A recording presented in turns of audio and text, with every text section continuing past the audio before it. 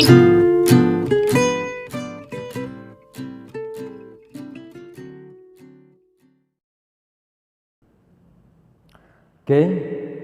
salah satu makhluk Tuhan yang cukup pandai menyimpan tentang kerahasiaan cintanya itu adalah sosok perempuan. Tidak bersuara tapi berkata-kata, tidak menyaksikan tapi mendengar, pura-pura tidak peduli padahal memahami. Gelombang cinta seorang perempuan memang begitu adanya, senyap tapi memastikan. Karena cinta yang dimiliki oleh seorang perempuan itu adalah sebuah jawaban bagi setiap pribadi laki-laki yang mati-matian berjuang untuk menjadi pemenang. Perempuan adalah sosok pribadi penunggu, karena cinta seorang perempuan itu ingin selalu ditemukan, bukan untuk menemukan. Cinta seorang perempuan itu bukan untuk diragukan, tapi untuk disemangati. Cinta seorang perempuan itu bukan untuk dijauhi, tapi untuk didekati. Dan cinta seorang perempuan itu ingin selalu disegerakan. Oke? Disegerakan atas kesetiaannya, disegerakan atas kejujurannya, disegerakan atas kepastiannya, dan disegerakan atas tanggung jawabnya. Karena seorang perempuan itu akan lebih memilih laki-laki yang mendekat, meski ada dalam kekurangan, tapi tetap ada dalam keseriusan, kesungguhan, kebaikan atas cintanya. Dibanding dia harus memilih laki-laki yang memberikan kerinduan dari jarak kejauhan.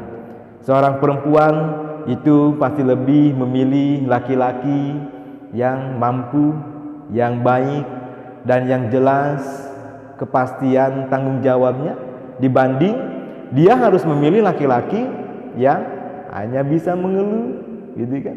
Hanya selalu bermodalkan cintanya dengan alasan apa adanya. Ingat, sebuah pengharapan untuk cinta seorang perempuan itu harus banyak apa-apanya, dan perwujudan untuk cinta seorang perempuan itu harus mampu untuk apa saja. Oke.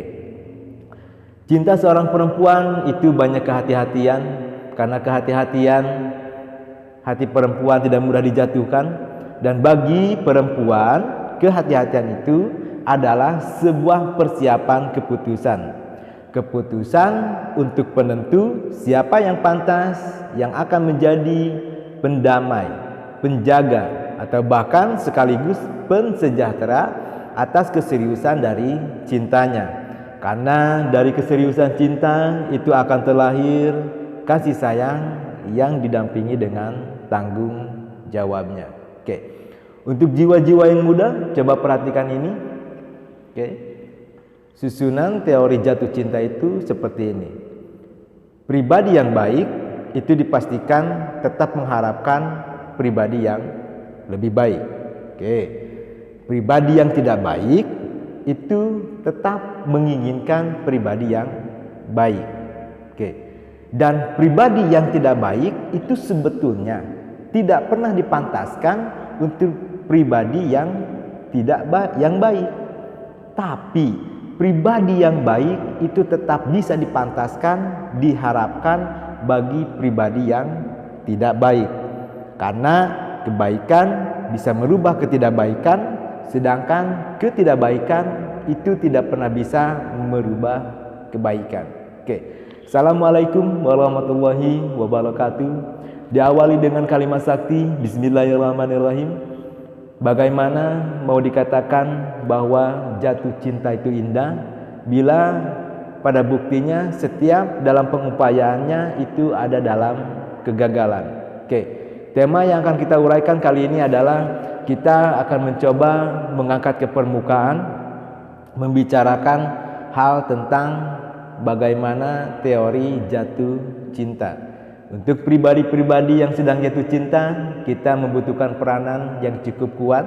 Teori yang baik itu bisa membantu sekali untuk pribadi-pribadi yang sedang berupaya mewujudkan cintanya.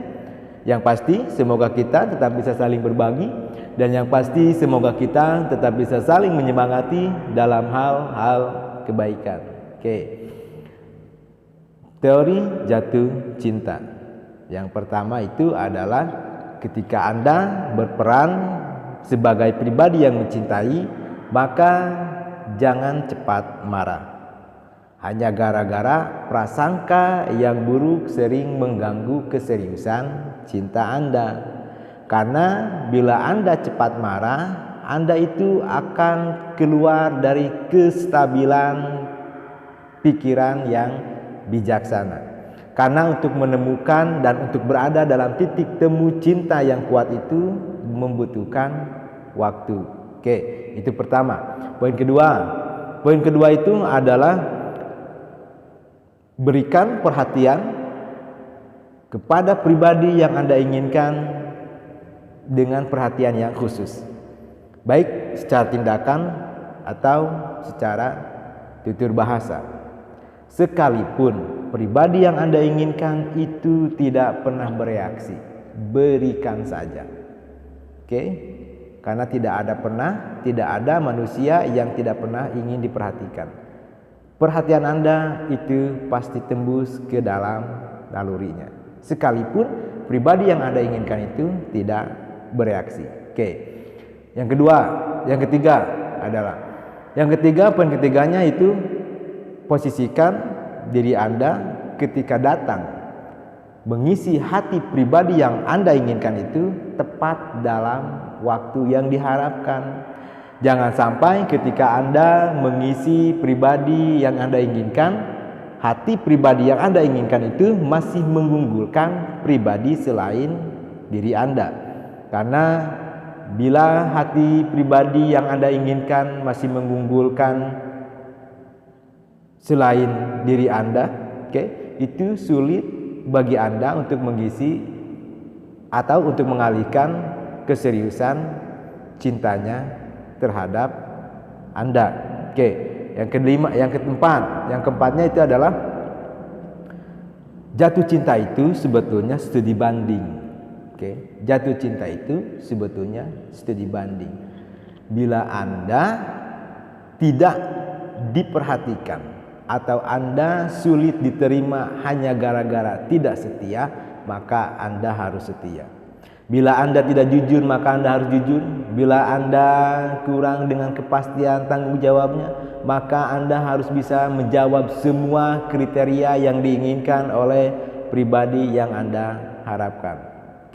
Jadi kesimpulannya adalah teori jatuh cinta itu hanya diberlakukan bagi pribadi yang ada dalam keraguan untuk menjadi pemenang. Dan teori jatuh cinta itu tidak pernah diberlakukan bagi pribadi yang saling mencintai. Karena tugas dari pribadi yang saling mencintai itu hanya untuk mengisi, beradaptasi, menyamakan perbedaan untuk menjadi satu titik temu rasa yang menjadi indah.